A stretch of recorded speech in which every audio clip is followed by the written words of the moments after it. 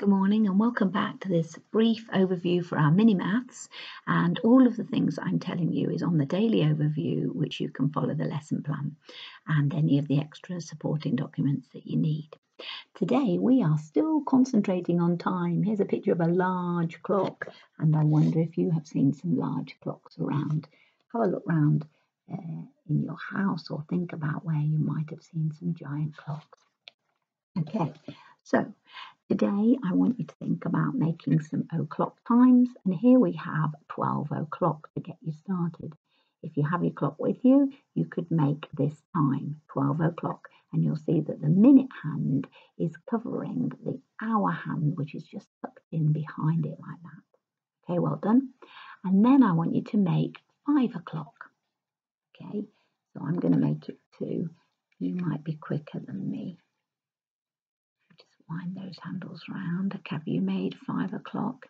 You can show your adult or the screen. It should look like this, 5 o'clock. So the hour hand is on the 5 and the minute hand is on the 12 there. Okay, brilliant. Now let's make some half past times. So if we make half past, actually I have to do it, we'll show you. Half past 5, we can see that the minute hand has gone half the way around the clock, and then the hour hand is halfway between the two, 5:30. And there are some more times that you can follow on the overview and make just to remind yourself of our o'clock times and half past times. Right, now the next activity is a picture of breakfast time, and what I wanted you to do was to make the time you think you might have breakfast. You can do this on your clock now. Okay, it might be different from mine, but that's all right. I'm going to show you that if you were up and dressed by 8 o'clock, by 8:15, so that's a quarter of the way around, 8:15 would be the time you might be having breakfast. And if we want to see this on a digital clock, it would look like that. We know that there are 60 minutes in the clock, and so a quarter of 60 is 15, and that is why it says 8:15. Okay. Now, once you've had breakfast and you've got all your things ready, you would go to school, okay, and you would be getting your things organised, and by the time you're going to school, it would be 9:15.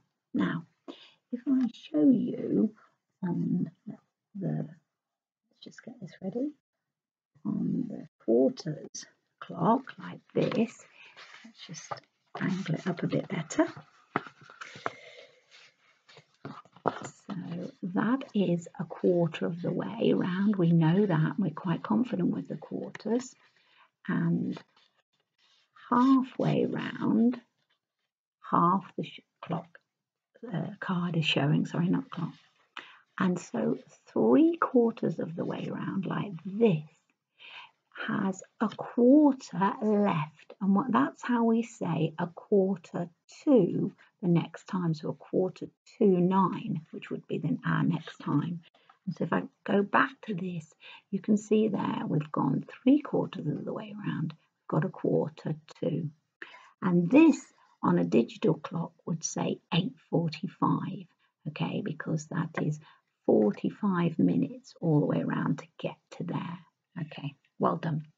Now, if you're finding that okay and you're managing today's activities, you're going to have a look at some pictures of different scenes, and you're going to work out the time and like the matching digital time.